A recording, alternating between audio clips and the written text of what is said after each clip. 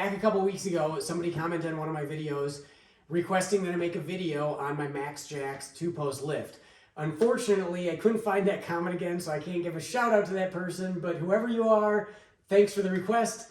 Here's the video. I'm going to try and cover a lot of different things in this video. I'm going to try not to make it too long, but for starters, I bought this lift about 9 years ago. So this is 9 years of experience with the MaxJax lift, and I can tell you it's been good. I've got nothing to complain about with it. If there were anything you could complain about, it's probably related to its compact size and therefore limitations. But I really don't even have complaints about that. It was the right fit for me. I practically use this on a professional level. It gets a lot of use and it has never let me down.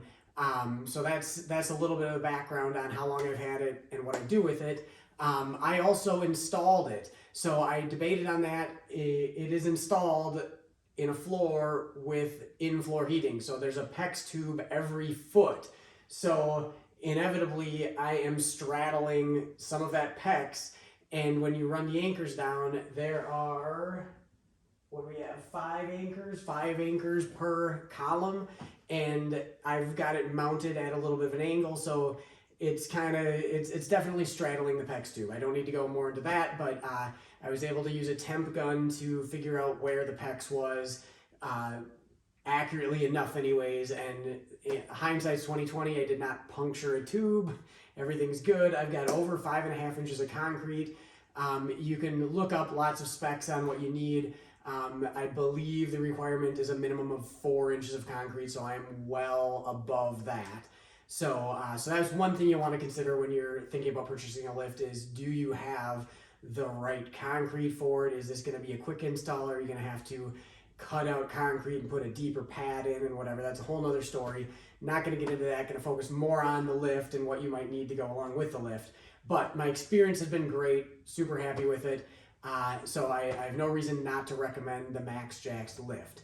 So in the next section here, I'm going to cover some of the things that you will probably want to purchase along with your lift. So if you're planning on getting a lift, you should definitely budget a little bit of money for these next items that I'm going to show you. Okay, so in no order of importance, first item I'm going to show you here, I've got a pair of these kind of mid-rise tall jack stands. This is a little tricky. I'm going to try and find links to all these things. I've had these a lot of years, so we'll see what I can find, but I'm going to try and put links to all these things in the description. But what's tricky about this is technically a mid-rise lift. I believe they rated, it's either 43 or 46 inches of max lift, so you can't get a regular tall jack stand. So I've got these that are more of like a mid-rise to go with my mid-rise lift tall jack stand. They are adjustable. There's a pin here, and there are several different, there's like 3 different heights you can set them at. And then once you get all the way to the top, you can spin them up and put it in the exact position you want. So these are going to be really useful when you're doing things like swapping rear end in a vehicle or something, where you're going to unbolt this whole assembly and you want to set it down on jacks. There's other times I'm working on suspension stuff and I need to, take we'll just say, a similar situation to the rear end, you're going to take a shock off and you need to support the rear end, or something in the front, similar scenario where you're supporting the suspension, unbolting an upper ball joint or something like that. So these things are definitely a mandatory accessory once you step up to a lift from a floor jack and jack stands. So the next thing to showcase here is my Lyle drain pan catch, whatever you want to call this assembly here. And this is a relatively small one. I believe the capacity is 8 gallons. It doesn't have like a drain hose you can hook up somewhere and hook compressed air to it to empty it out. It's just an 8 gallon. I figure something like this, a lift that you're going to be probably putting in your garage at home, this is probably the appropriate drain catch can to get. And so that's what I have, and I like it. The one thing I did do, and it's really slick, you'll find that once you go to a lift, oil changes are way less messy, because you roll this right under the oil pan drain or oil filter, slide it right up. You can take your filter off, you can take your drain plug off, you can let whatever you want fall in the pan, it's all going to catch it. and you know, you're not gonna have to fish it out of an actual tray full of oil, because the oil, of course, drains down into the container in the bottom.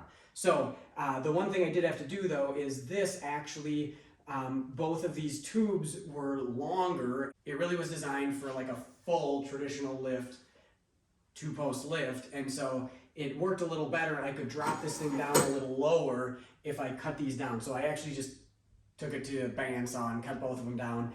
You can also loosen up the clamp here, and you can drop it down lower, but they were a little longer than what was the optimal setup for me. So, and this, I would say, is probably the first thing you want to buy. If you're planning on doing any sort of maintenance with your lift, something like this is really going to be at the top of the list. There's no other way to do maintenance and drain fluids without making a big mess without getting one of these. So this would be probably my #1 recommendation.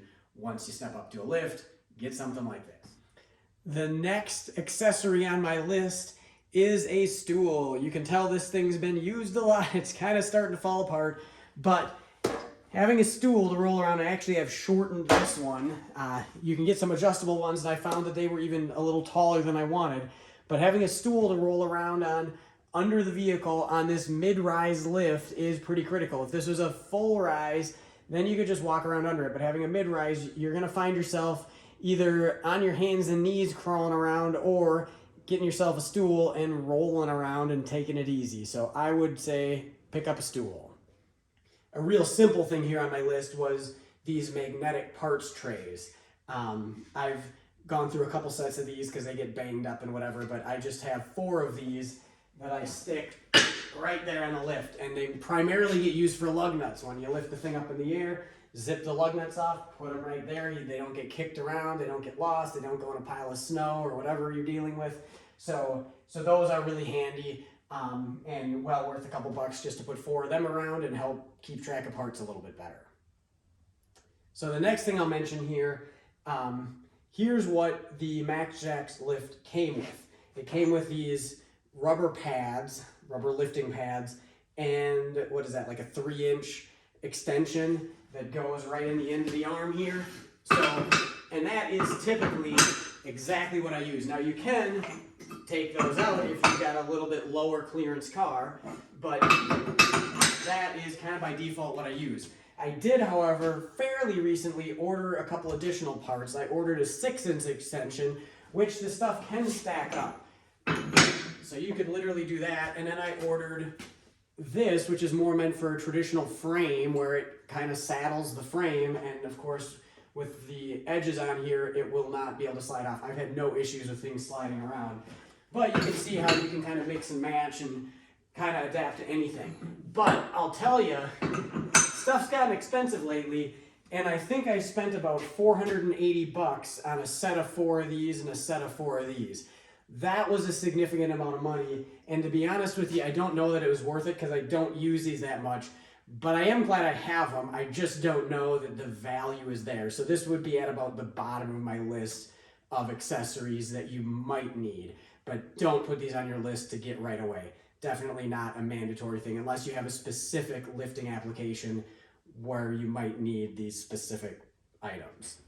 What you might want to put on your list, depending on what you drive though, is a set of hockey pucks. I've had C4 Corvettes, C5 Corvettes, and C6 Corvettes on the lift, and you need a set of hockey pucks. The lifting points are recessed in them, and I know I've seen somebody sells some hockey pucks where they've actually put like an eye bolt through them, and there's a little slot in the Corvettes, and so you can put the eye bolt in, twist it, and kind of capture it in there, and then swing your lift arm under and lift it up. I haven't felt the need to get crazy with it like that, but I just simply set these on the lifting pads on the lift and just position it right and lift away, and everything's been great. So if you got a vet, hockey pucks might be in order.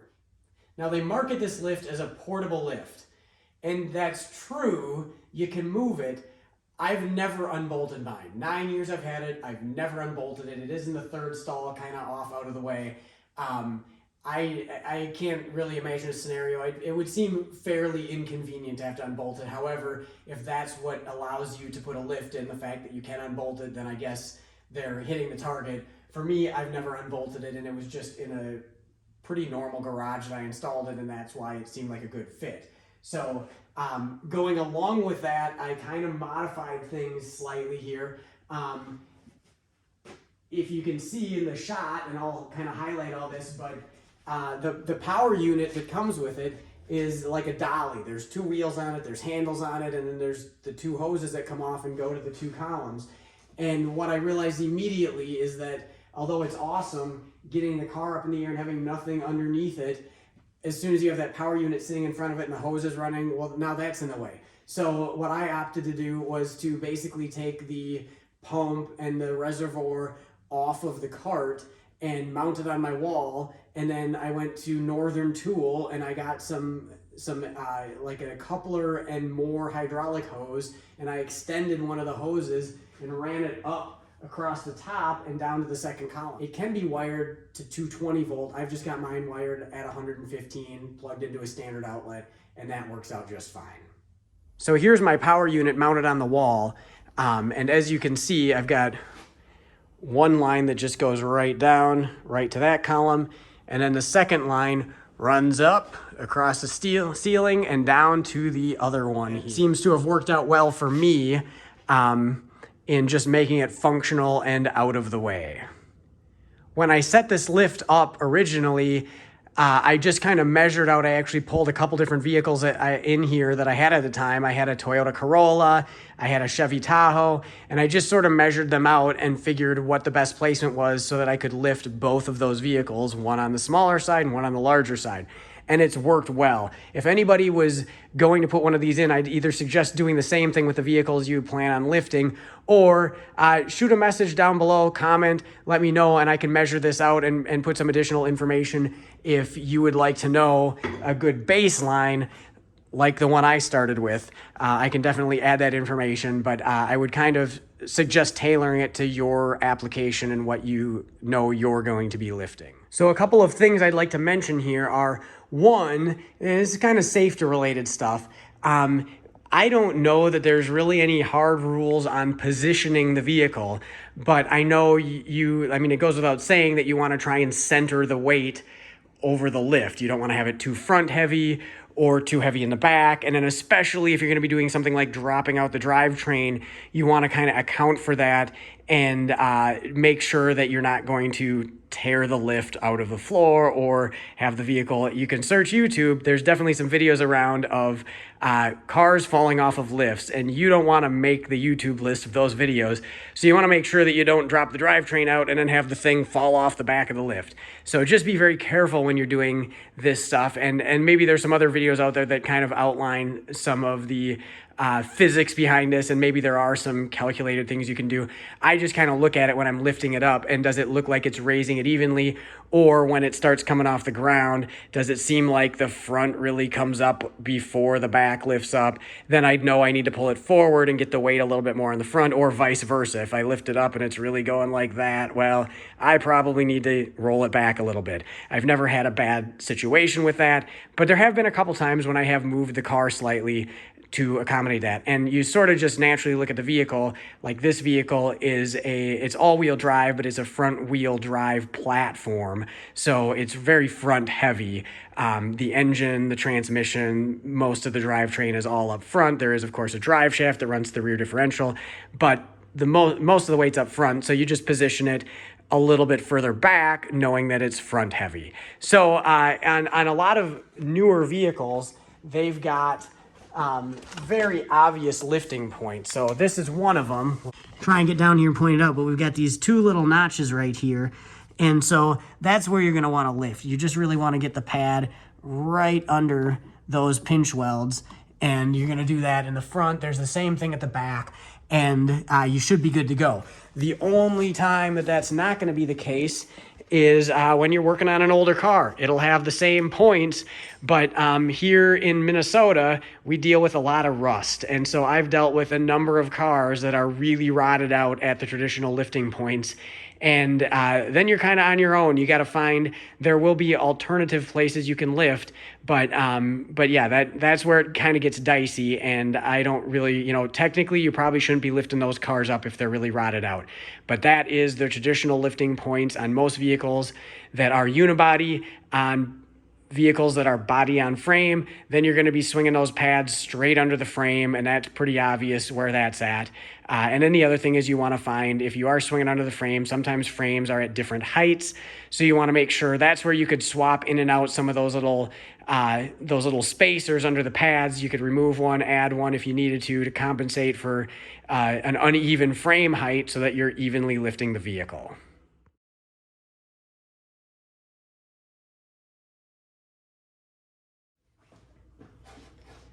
So now that we've got it lifted all the way up, the last thing and a very critical step is to take this pin and slide it through the post in these upper holes here. There's two sets of holes. There's a lower one that's about halfway up, and there's the upper one that's at the top. And this is critical because right now the vehicle is still sitting on the hydraulics. So if you had a hose burst or something like that, this thing would probably drop like a rock. That is what's holding it up. And hydraulics are impressive, but you want a mechanical lock so that if something fails, this car isn't going anywhere. So you've got one of these on each side. So I've got this one in. I'm gonna go put the other one in, and then we'll set it down. So now that I've got the pin on the other side, I can press the release arm over here on the power unit, and you hear it go down, and it just drops just a fraction of an inch. And now we are in place. We are locked in. It can't go anywhere. There's no more pressure on the hydraulic system, and you can climb under there and do anything you need to do. Having been a DIYer for a lot of years, and maybe even a little bit beyond that, working on friends' cars and things like that, I've spent a lot of years on my back on the floor with a floor jack and jack stands, and I always got the job done. But I can tell you, these last 9 years having a lift, it's pretty life-changing, and they're very accessible. They've gone up in price a lot recently, but still, with what it costs to get one of these, I would buy one again in a heartbeat. It is life-changing. If you spend a lot of time working on cars, it is a very, very worthwhile investment.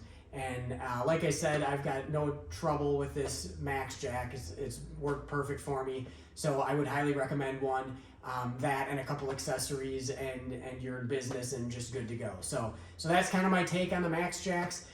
If you guys want to see a comparison video, I thought about a few different videos that I might try and make, and I think just making one on the MaxJax specifically and some of the accessories that I'd recommend was a good starting place. But I also have a 4-post lift out in my shed. That's been in a few of the videos too. And if anybody's contemplating what to get, a 4-post or a 2-post, or what do I think of my 4-post and all that, comment below, shoot me a message, let me know, and I could definitely make some videos addressing that stuff. But for starters, you got a good rundown on the MaxJax and the accessories that I like to use along with it. So thank you for watching.